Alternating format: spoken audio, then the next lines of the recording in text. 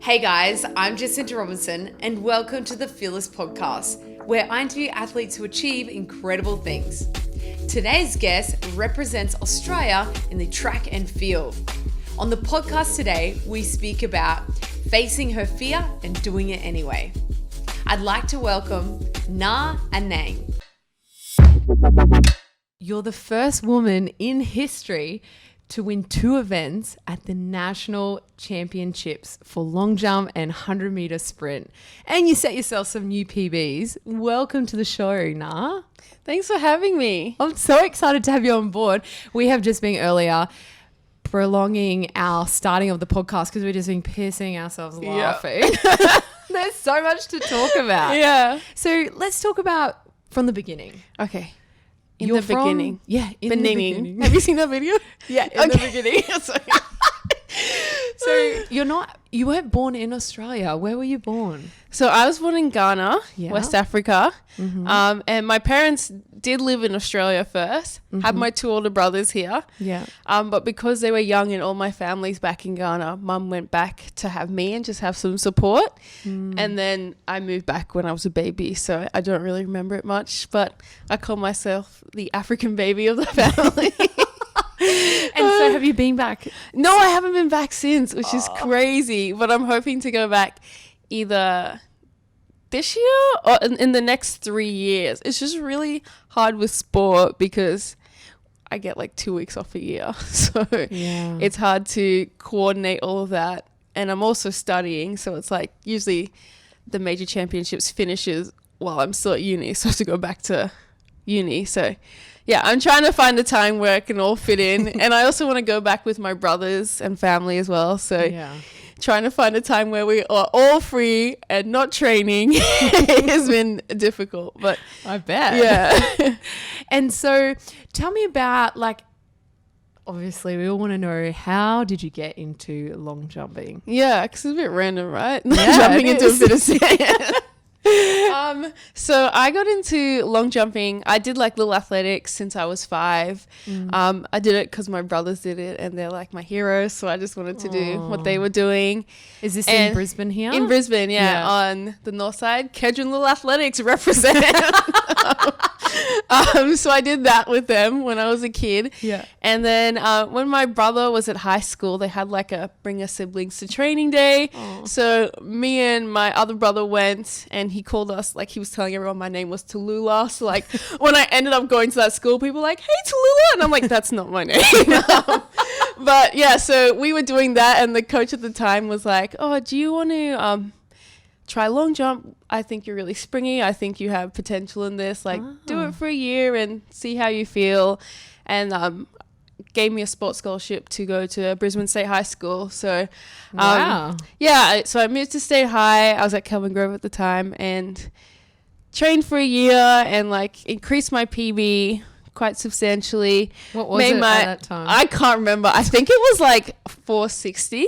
Yeah. It was like mid to high 4s, which is good, but it wasn't great. And so, I trained with him for the year, made my first state team, made my first national team, won the nationals, broke the Pacific school record. Wow. Jumped a new PB of 5:53 by the end of the year. And then I was like... How old were you at this I stage? was 13. 13. And I was like, you know what? I'm a long jumper. I just never put a second thought to it. Yeah, I'm just like, you know what? It's fun to win. That's cool. Yeah. And what was it like at that? Because you're so young, and I remember being back in those days. There's a lot of pressure. Did you feel that? No, not really. I feel like I was very naive, so I didn't even realize that. Because I didn't realize that you could actually like make it in sport and like travel the world and do cool things in it. So I was just like, I'll just do this for fun. Like, why not? So I don't feel like I had much pressure then. But because I was so like joyful in it and didn't really put a second thought to it, it was kind of after them when I was like, oh wow, I actually need to like set goals and like try and pursue this. I feel like that's when I started to feel the pressure. So yeah, it wasn't until like so as the years progressed, you kept having a coach, is that correct? Yeah, so Actually, after that year, I ended up breaking my ankle, not related to long jump. I was at a kids' park, going down a slide, standing up, missed the landing zone. Yeah. Landed on the concrete. Oh, no. I couldn't walk at that time, and I was like, oh, it's really sore. And everyone's like, you just rolled your ankle. Like, it's fine. And I was like, okay. And I kept living my life, kept training and stuff on it. And I was like, it's still really sore, but like, they said it's a rolled ankle. Like, I'm sure it'll go away. And then like a week later, I'm like at this touch game for school. I literally like bent down to like score a try, and my ankle just cracked in half. On my shin, sorry, I should say, just cracked in half. And like, because I always joke a lot, people are like, oh yeah, you broke your ankle putting the ball down, good joke, like get up. And I was like, nope, this one's actually not a joke. I heard the bone crack, so that's not good. Yeah. So I ended up getting like 2 rods in my ankle, my shin, sorry, I should say. And yeah, I was out of the sport for about 2 years. Wow. So yeah, it wasn't like just kept going. Like, I've had quite a few injuries over the years. So it's been a journey. Yeah, right. And what other injuries have you had? Oh, I feel like I've literally had everything. Like, do you think that's because of long jumping, or do you think it's because of the demand on the body at that level that you're competing at? Or bit of both. I just realized I never actually answered your question. Well, I did have a coach throughout all of this. And then when I came back after those 2 years, that's why I got into that. I was like, why did I bring up the injury? After I got back into training after those 2 years, the coach that I had at the time was like, look, I've kind of taught you everything I know. Like, I know this coach in Sunnybank, and I know he'll be really good. Like, I want you to train with him, kind of thing. So, what was your question just then, though?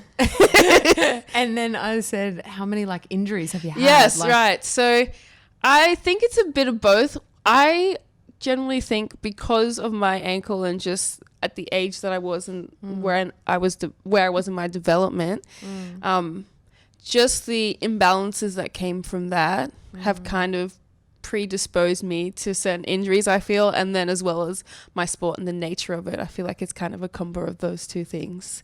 But I've torn my hamstring 4 times, had a stress reaction in my fibula, disc bulging and stress fractures in my back. I feel How like are there's you more. walking? Yeah, I don't know. I mean, I currently have stress fractures in my shins at the moment. Is that from the impact, like as you jump? Like, because, you know, like you're running obviously, and then you've got to stop to spring yourself. Is that from that, do you think? The stress fractures at the moment, yes. Because of last season, like my increased speed and then not adjusting my technique to deal with those loads. Okay. Kind of predisposed me to this injury at the moment. Again, hamstrings is a technical thing, so the way that you take off, and if you like have tight hamstrings already, it kind of predisposes you to tearing them. And then the rest I would just say were training load issues, because I was coming back from injury and either progressed too quickly or didn't do enough of the rehab at the time of the injury, so that when I was progressing, I wasn't strong enough to handle the loads. So, and do you think that you knew that yourself, or like that you could tell that it's too quick that you're... Oh, no. Like, this is hindsight for sure. Yeah. I wish, like, it's funny. Once you go through something, then you're like, oh, I see it now. Like, perspective is a beautiful thing. But in the time, I feel like it's really hard to see what's going on. And that's why I think it's also really important to surround yourself with people that know you, or like know what you're doing or have an understanding, so that they can kind of look at and be like, hey, should you really be lifting 200 kilos when you lifted 80 yesterday? And you're like, yeah, probably not. Like, you know, but like sometimes to you it might make sense, but like when someone else is looking and they're like, hold on, you just need to take a step back and think about what you're doing for a second. And that's probably because you're so focused on that end goal. Like, you're not really focused on what's going on while you're like, you know, every day, where if you have those people around you, they can see that. And that's nice to have those like that influence around you. Absolutely. So each year, right, you're getting better and better from the age of 13 until now. Yeah. And like, what do you do to get better for long jump? Like, obviously you train. Yeah. But is there anything specific? Like, do you have to, being an elite athlete, are you tailoring your nutrition right to the nth degree? Or are you training like specifically to get more jump up in the air? Like, what are the things that you do? Yeah, I feel like it's a combination of all of those things. And I think something that's definitely overlooked a lot is just the mental side of it. Because long jump's such a technical sport, you need to be training to do the right technique, but to do it consistently. Yeah. And that takes a lot of your mental capacity to be like, you know, even if you change your takeoff angle by a degree, like that completely changes the jump. So like having the mental capacity to deal with that and all the pressures and everything that comes along with the sport, as well as like having a healthy mindset to nutrition, because it's so easy to be like, I'm an athlete, I got to eat this, this, this, and this. But it's like, no, but you also have to enjoy your life. Like have an ice cream if you want to have an ice cream, you know, it's not going to kill you. And like, one of the good things about my coach is like around competition, he's like, you've done the hard work, eat what you want to eat. So I'm really blessed with that. So like before, actually my pre-comp meal now is pasta. Yeah. I just really enjoy it. Like not just a regular pasta, like it has to be a ragu with some sort of slow cooked meat. And that's just like, I'm ready to go. I'm saying yum and I'm vegan. So yeah, oh, it's so good. If you're not vegan, Beccafino's or Julius Pizza, which is just down here. The amazing, even vegan. Yeah. Oh, they're try it out. Yeah.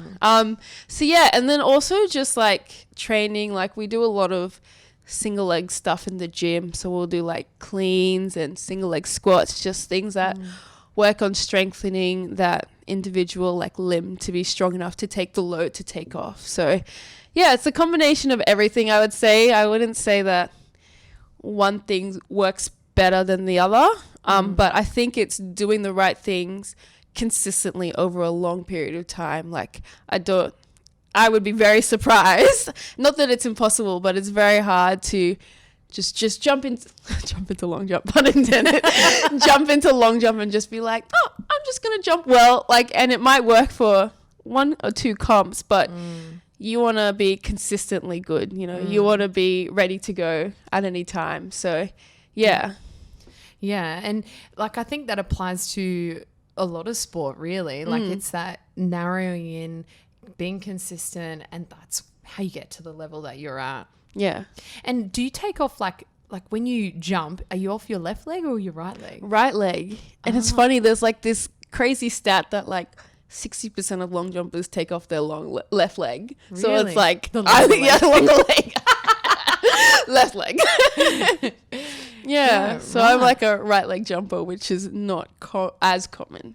Okay. Yeah. I wonder why. Are you right-handed or left-handed? Well, they think it's because like when you're a kid and you're playing football or whatever, like you kick with your good leg. So then you're like stabilizing with your left leg. So that gets stronger because you learn to like balance and stuff on that leg. So that's why they think it's your left leg. Yeah. Okay.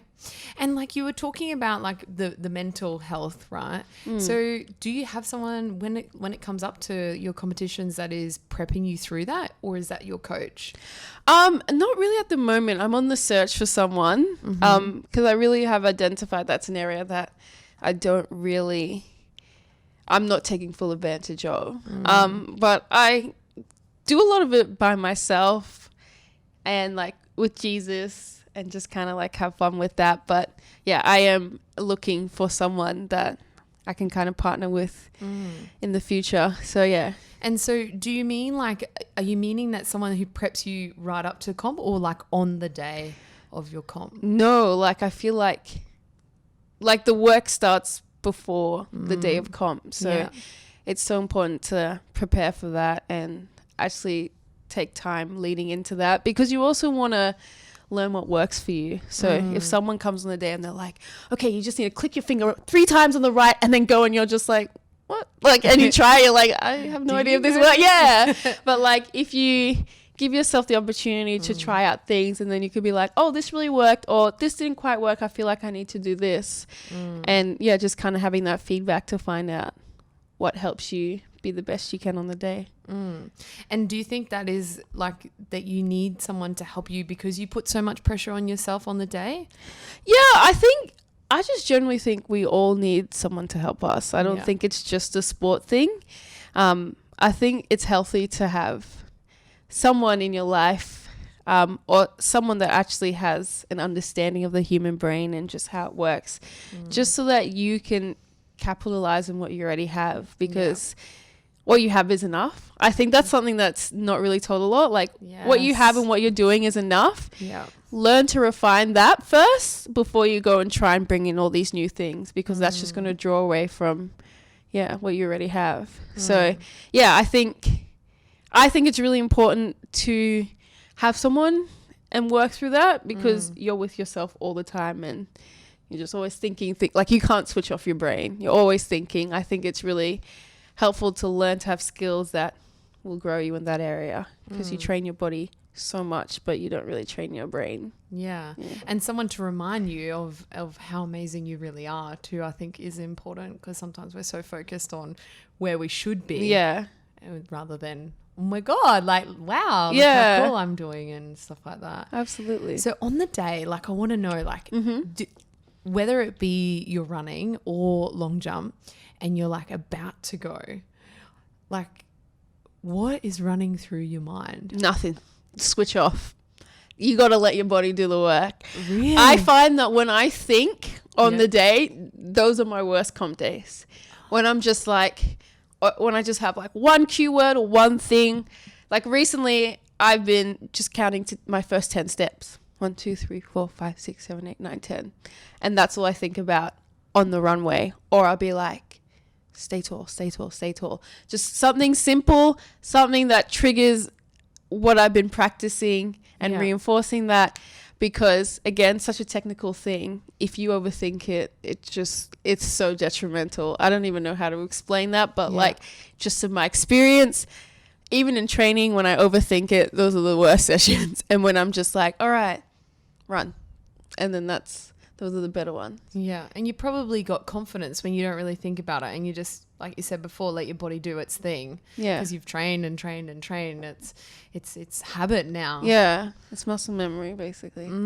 Yeah. Fascinating. I remember, maybe because I was younger, but when I went to do my sprints, I'd be on the blocks and I had my hands there, and then I'd adjust my feet and I'd be like, okay, feet are wrong. Okay, feet are good. And then I'd be like, all right, I'm ready. And then I was like, oh God, I'm like excited. No, I'm going to vomit. And then it's already going. Yeah. And I was like, holy hell, here we go. I'm coming. Yeah. So I guess like, maybe that was something when I was young, and you embrace that feeling and turn it into excitement, or what a word that you makes you forget all of that sort of stuff and helps you prepare. Yeah. Well, because I find for me, like, a lot of other people like to get fired up or G'd up or whatever they like to call it. Yeah. For me, I find it works better if I get focused. So if I'm just focusing on one thing, it helps me to do what I need to do. Yeah. But if I'm not focused, I can't get like that fired up, like fine skilled kind of zone that I need to be in. So personal preference, but it might not work for everyone. It probably brings you into balance, and I think that's probably a nice way to be. Yeah. So tell me, how did you get into sprinting then?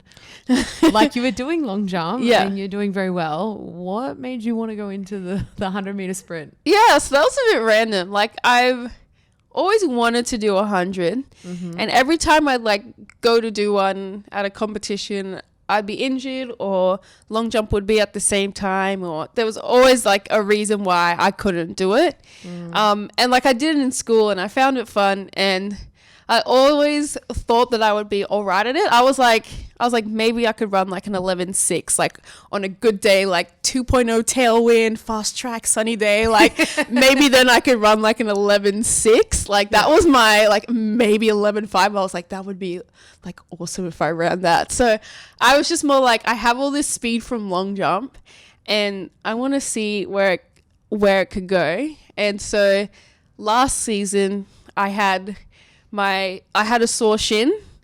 And I was coming back from that, and I was just doing a lot of running because I couldn't jump on my shin, or we were trying to keep it to a minimum. So I was just doing heaps and heaps of running, and I was like, I just feel really good. Like, I'm just going to do it. Like, I'm just going to do 100. Just need to get out of the way. Like, stop overthinking it. Stop, like, being like, what if I run this? Like, it really doesn't matter. This is not your main event. Like, no one has any expectations for you to come out and run, like, 10 seconds. Like, you're just overthinking it. So I was just like, one day went to my coach. I was like, I want to run this weekend. I'm just going to do it. And he's like, yes. Because he's been, like, trying to get me to do it. But, like, yeah, there was always a reason for me, like, why I couldn't. And then legitimately I was injured, so I couldn't do it. So I was like, Gary, I'm running Saturday.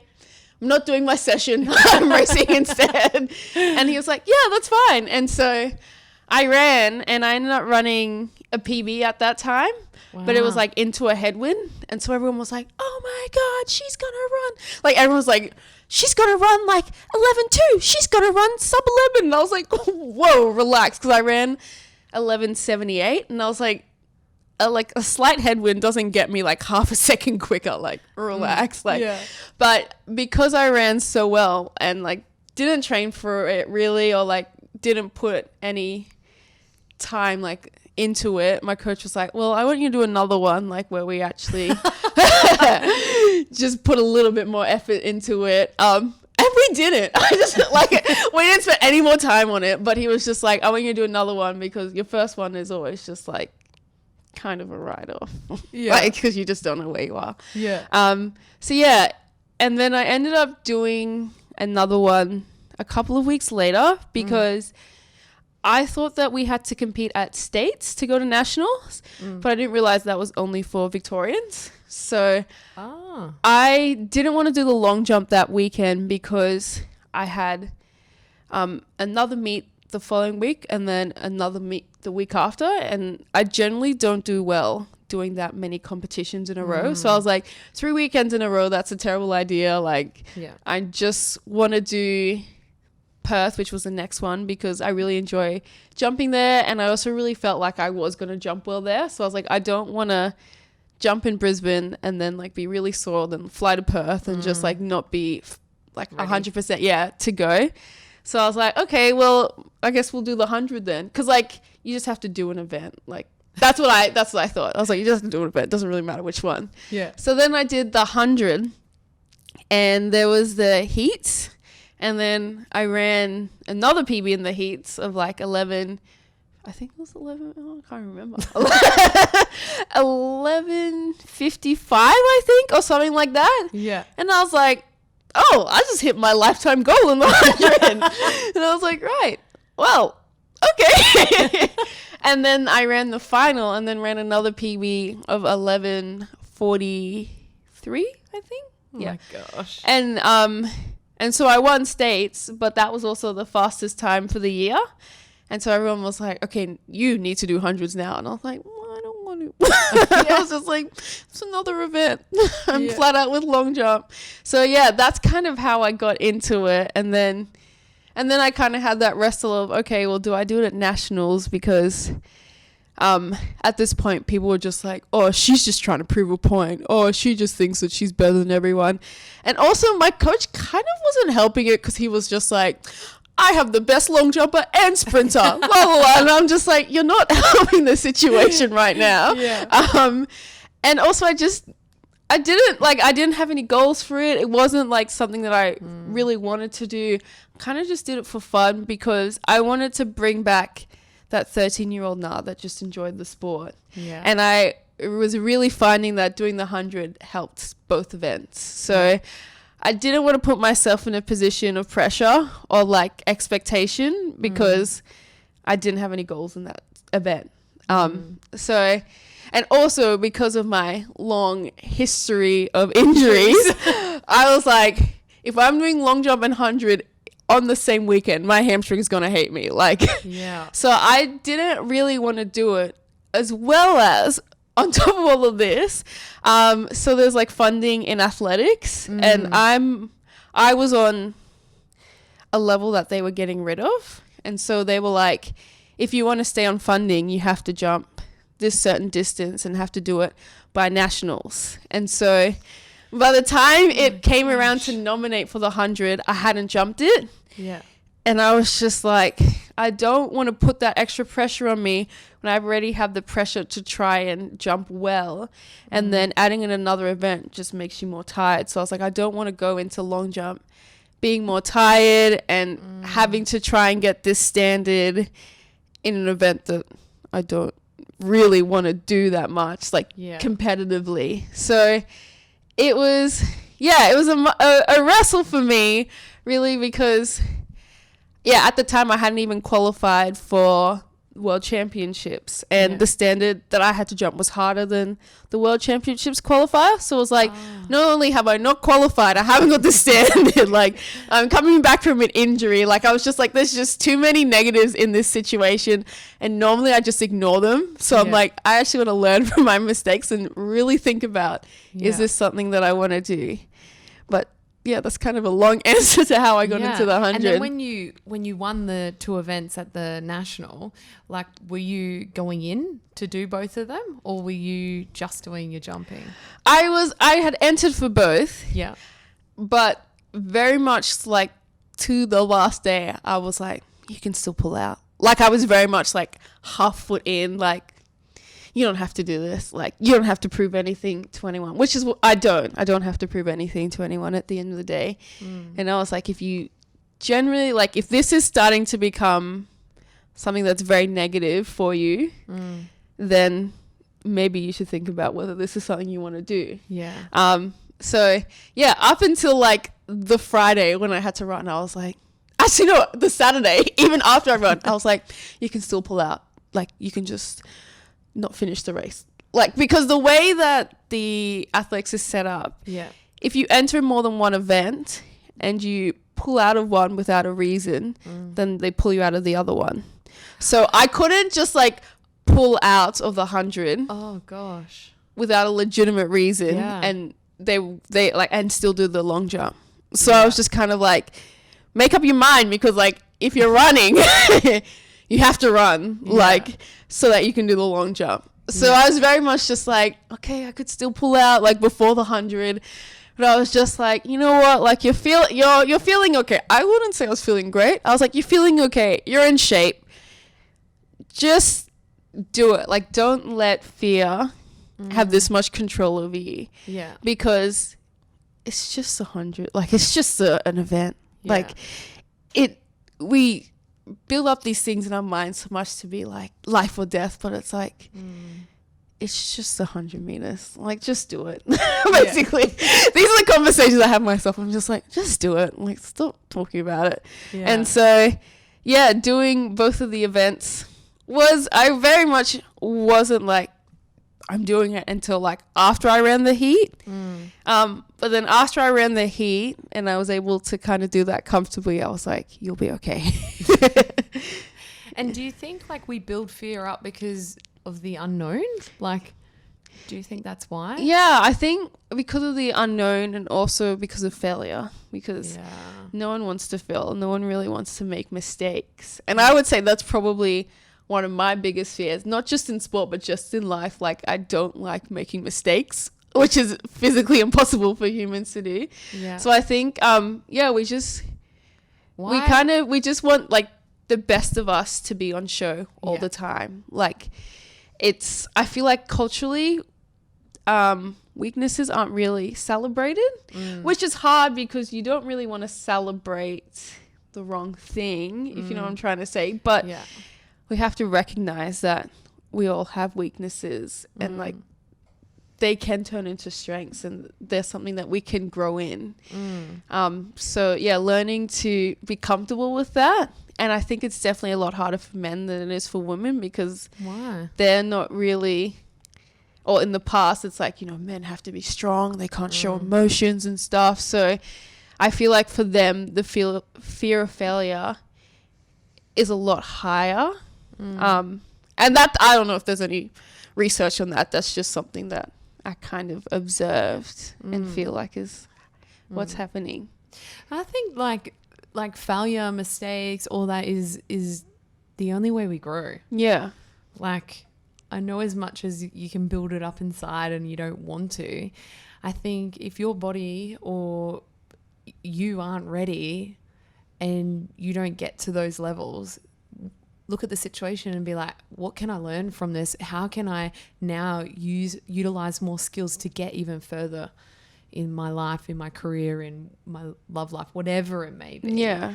And I think sometimes that can be just shifting the mind on, instead of I'm a failure or I lost or whatever, looking at, wow, what amazing things can I take from this experience and move forward. I think that's really important. Yeah, I definitely Do you agree. see this a lot with the athletes? Like, obviously you're not by yourself when you go to these big events and you see a lot of them. Do you feel that a lot of your athlete friends do suffer from feeling of failure, or?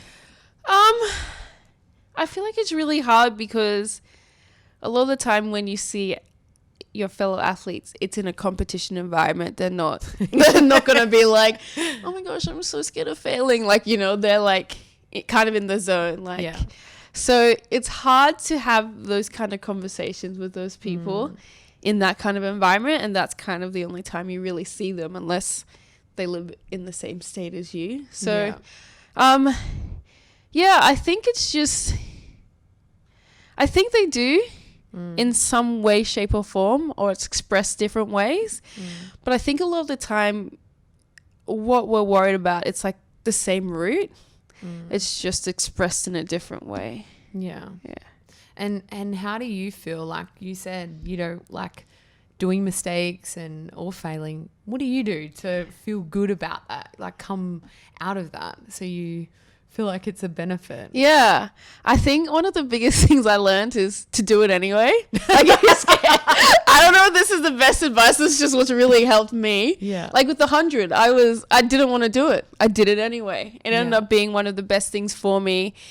Learning what I'm capable of, but also just pushing the boundaries of my comfort, really. And learning that if it doesn't go all the way that you hope, like it's still okay. Like I think sometimes we get so caught up in what we do, we forget that it's not who we are. Yes. And like just coming back to that, I feel really helps. It's just like, okay, I do long jump, but I'm not at the end of the day. And learning that doesn't change. Like my value doesn't change depending on what I do. So, and I think that's a great way to think, because after your career in athletics, you're not defined by long jump. Yeah. Like you know that you have other values and you can pursue your life in other directions in whatever that may be, whether it's kids or career or whatever. So that's a good way to be thinking. yeah. So at the elite level, tell us about things that you've sacrificed, because I feel like sometimes people get in their mind like, I want to be like that, and that's fantastic to want to be like these elite people like yourself, but what things do you sacrifice? Oh, I feel like it's everything. Yeah. Like, first things first, I am at heart, I am terrible with nutrition. Like at heart, I love everything that's bad for me, but I know that it's not good for me, and I know that it's not going to help me. Yeah. And so food is definitely a big one. And even just like social things or hanging out with friends. Like for me now, I find that if I do too much social things, it actually starts to drain me, like physically and emotionally. Yeah. And like there was a stage where, you know, I was catching up with like 3 different people on one day. Like it's just physically, I couldn't keep up that kind of standard. Yeah. So it's just learning to be like, look, I'm sorry, I can't see you until next week. If that doesn't work for you, like we can look into the future, and like learning that it's okay to set boundaries for certain things, and like your real friends are okay with that. Like they know that you're going after something and they just want to support you in that. So yeah, like socially, financially, like athletics is not the biggest sport in terms of making money. If you're not really winning the Olympics or anything, it's very hard to generate an income. So How do you fund yourself? Like, do you have to, like, how do the athletes fund themselves? Do they get sponsorship or? Yeah, so it really depends on the athlete and like what they've achieved and what they're getting at the moment. So like if you have a clothing or apparel sponsor, like sometimes you get money with that. For me, it's mostly been like from work and from family and friends. Like I have very supportive family and friends that have helped me financially, and my cousin as well is my only sponsor right now. I mean, shout out to Matt O'Kine. Thanks for sponsoring me. Yeah, so he's been really supportive in that. Like I've been very blessed to have a lot of good people around me that are willing to sacrifice that. And then I get some support from QAS and then Athletics Australia as well. So that's how I can continue to do the sport. But like I'm not going to be buying a house anytime soon or anything like that. So it's very much, what sponsors you have. It's kind of also like how much money your family has at the end of the day as well to support you, and like how much funding you're getting from the government or How expensive, like let's just say you're going overseas, like what's an event like? Do you have to pay to get into the event, or like? Again, it depends on the athlete. If you have a good manager, they're able to get your flights and accommodation paid for. If you don't really have a manager or you're not quite up to the level of competition that the competition needs, like generally you'll have to pay for it, or it really depends on the athlete, like whether how much of it gets covered. But yeah, going to Europe and stuff can be expensive if you're not supported and you don't do well, because the good thing about Europe is you actually make some money from the competitions. Oh, cool. So you can get by in Europe just by competing and doing well in that, but then there's the pressure of, okay, I have to do well to get this money, or like I need this money so that I can go to the next meet or whatever. So I wouldn't say a lot of people that are close to me are thriving in the sport. Like a lot of people are able to get by, but it's not like you're making minimum wage. Oh, I'm sorry if that came across like really negative. It's like it just is what it is. And like you wouldn't do it if you didn't love it. So do you have time to have a part-time job during your training?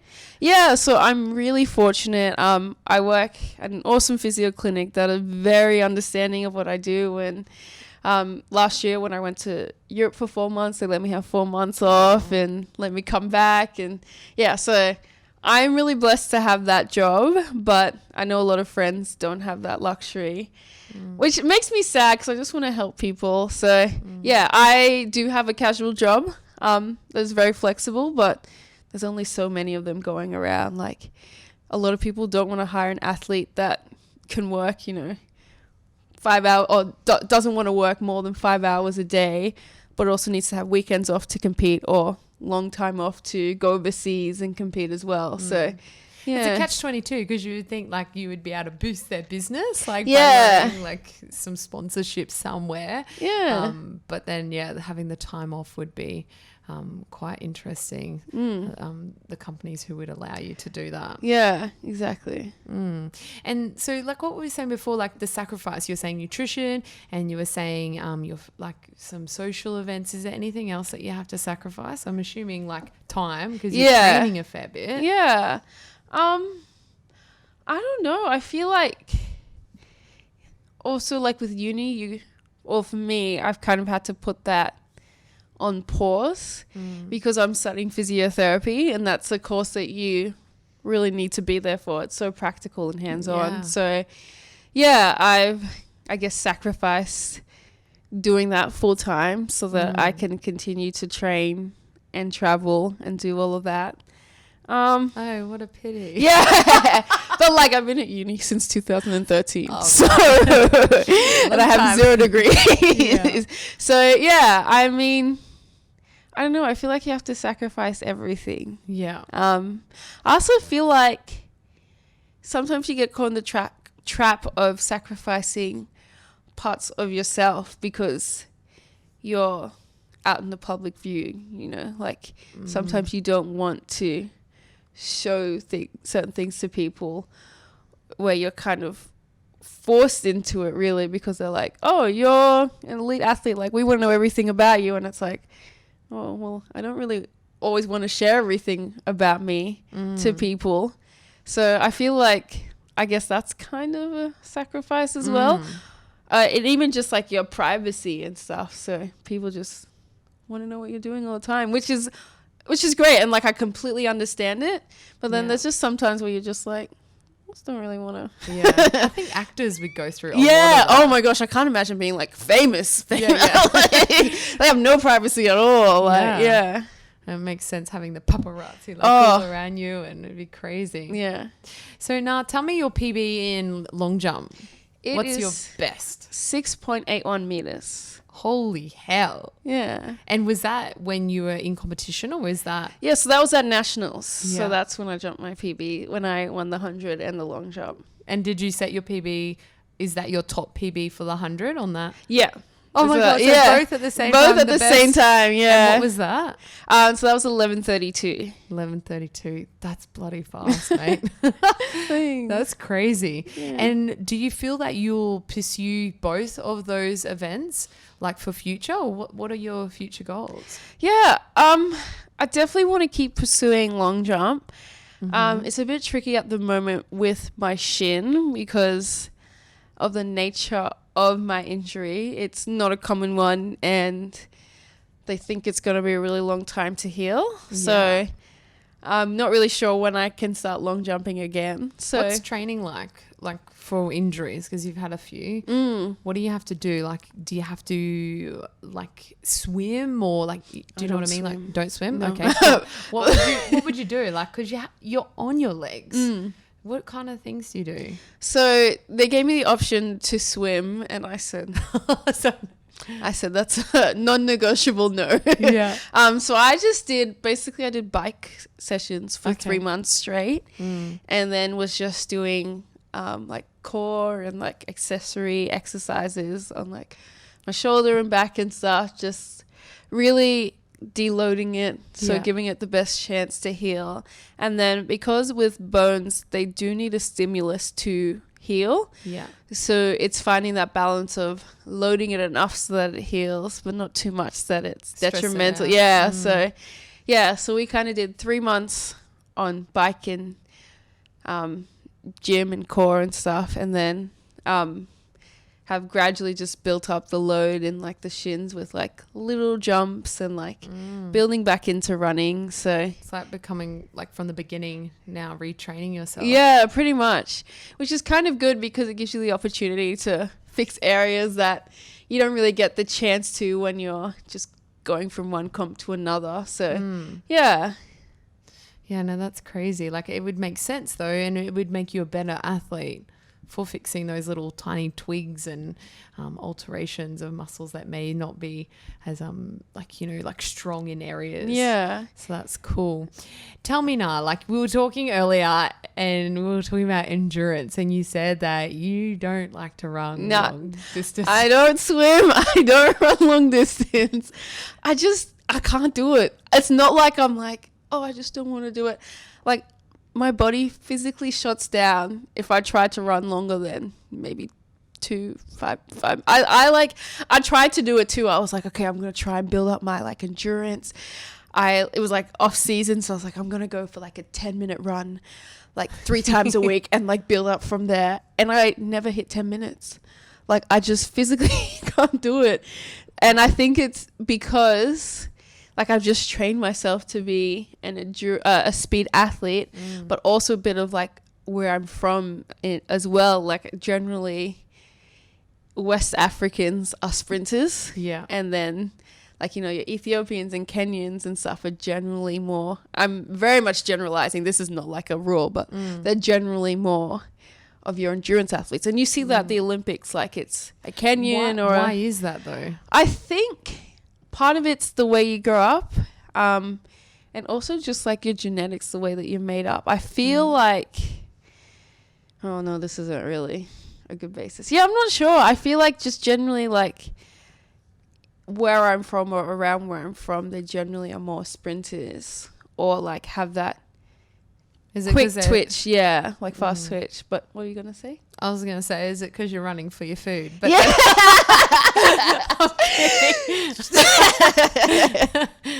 Yeah. I mean, I feel like it is like because my ancestors probably did that. Yeah. That's interesting. And do you feel like people that are listening that are an endurance runner, do you feel like they could go into the sprinting? Do you think it's hard to develop the lung capacity and the power just to take off at the starting line and do the short distance? Or do you think once you're one way, you're that way? I wouldn't say it's impossible. Yeah. It would be very difficult, especially depending on what age you started, because your body's adaptable to what you're doing. So I feel like younger kids who generally specialize in a sport tend to develop skills in that sport. So it's very hard to transition those when you're a bit older. I wouldn't say it's impossible, but I would just say give yourself time, because it takes time for your body to adapt, for your muscles to change, for your body to use different energy systems. And that's kind of what goes into being a sprint athlete and learning to target like the fast twitch and anaerobic systems and doing exercises that build on that. Whereas with your endurance, you're doing the opposite of that. You're really using your oxygen to fuel your muscles. So it's teaching your muscles to use a different fuel source. So yeah, I would just say it's probably going to take longer depending on the time that you have been doing endurance, but it's not impossible. And I think it's a mental shift. Like I think like when you do the short distance, just from my own experience, it's like go time. Yeah. You got to just put it all in that moment. Where the endurance, it's like take it back a notch and realize you gotta take it slow. Pace yourself. You're screwed if you go too fast at once. Yeah. So I've done many times with the 5Ks and the 10 and stuff like that. Yeah. So I feel like it is a mental game as well. So now tell us about how athletics has helped you develop who you are. Like, do you believe that it's shaped you into being more lively and express who you are with athletics, or do you believe that it's just something that you do that's just for fun?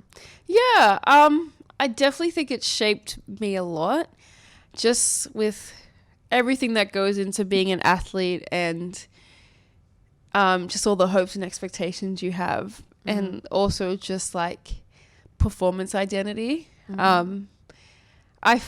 I feel like I would always be like a lively person. Doesn't really matter what I'm doing, and I always would be. And I always feel like I would be active. I just feel like that's something that I was always doing when I was a kid. Like I used to play soccer as well, and just do like when I was in high school, I did literally like every sport: netball, volleyball, dance troupe, rowing. Like I just did everything. So I would always be active, but I think athletics has taught me a lot about resilience, about patience, and just about like hard work and consistency, and just having some deep convictions about things and not letting yourself be swayed by what's going on around you. So yeah, I definitely feel like it has shaped me into the person that I am and has really helped me grow up.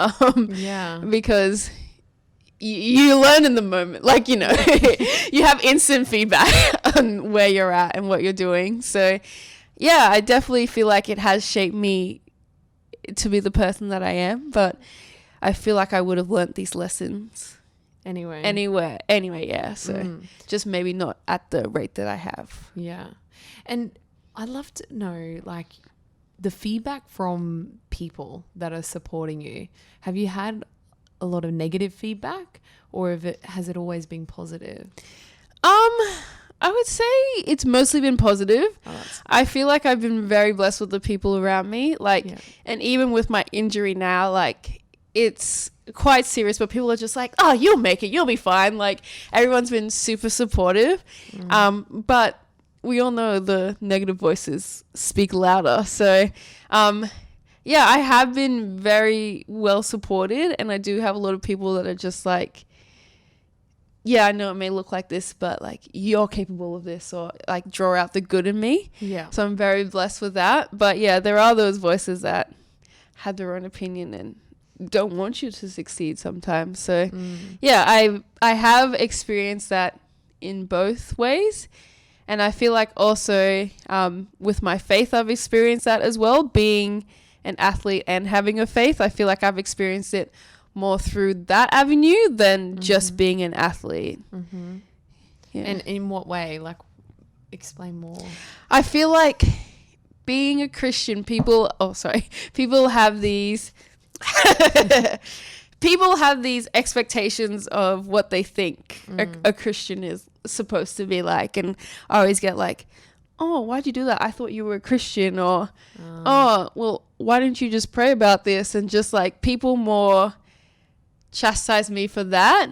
And yeah, just there's not a lot of room to make mistakes in that sphere in people's eyes. But I'm trying to shift people's thought on that and just be like, look, I'm still human. I just believe in something different to you. Like, I'm still going to make mistakes, but I'm learning from them and I'm growing in them. And like my objective is just to love people. So, yeah, I'm just trying to be very convicted in that. And some people make it harder for you than others.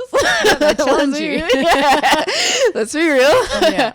But yeah, I learned to grow from that because I've learned people express their past hurts or their insecurities through that. And so it's not actually the person, it's just what's happened to them is why they might say that certain thing, and just learning to love them anyway. Yeah. And I think it takes someone really strong to realize that. And I think that's really inspiring because it happens so much, and it's not about you as the athlete or whatever position you're in. You're right. It's about them and their experience and them trying to express. And sometimes they're trying to stop you from getting hurt in a certain way, and it might come out awful. And you're like, oh. But I think you're so right with that. Yeah. I think that's really important for everybody to understand. Yeah, I agree. So now tell me about, like, for our listeners here, my listeners. Hello. Hello. Are you there? Thanks for still listening. So I'd like to know, what's your advice for them wanting to pursue dreams, like whatever it may be, whether it be an athlete, whether it be some sort of career they want to go down. What would be your big take homes for them? Oh, I feel like I have a lot. I feel like the biggest thing I've learnt, or the biggest thing that helps me, is find things that you're passionate about, because that will sustain you in the hard times. It's very hard to want to keep doing something that you're just like, oh, I have no joy in this. I have no interest in this. Like, am I actually passionate about this? And that could be whatever. Like, that could be digging holes in the valley. Like, I don't know. If you really enjoy that, do that and find a way to make that into a career. Like, the world we live in now, you can make anything into a career nowadays. So yeah, just find something that you're really passionate about and learn that you will fail, you will make mistakes, but that doesn't have to stop you. That's not necessarily a stop sign. That's maybe it's just a reevaluate sign. And yeah, surround yourself with people that are along on the ride with you. That are more invested in you than what you do and just want to celebrate you as a person. Yeah. I think that's beautiful to have that support. Yeah. Because you know that they're not there for anything else. Yeah, the clout. Yeah, exactly. Yeah. Oh, lovely. Well, thank you so much for sharing all your advice and the laughs and giggles. And you said a lot of take homes for the listeners. So thank you so much. No, thank you so much for having me. Can't wait till next time. See you soon. Thanks for listening in, guys. If you're on Apple, please leave a 5-star written review. If you're on YouTube, give us a thumbs up and subscribe to the channel. All right, I'll see you next week with the next inspiring story.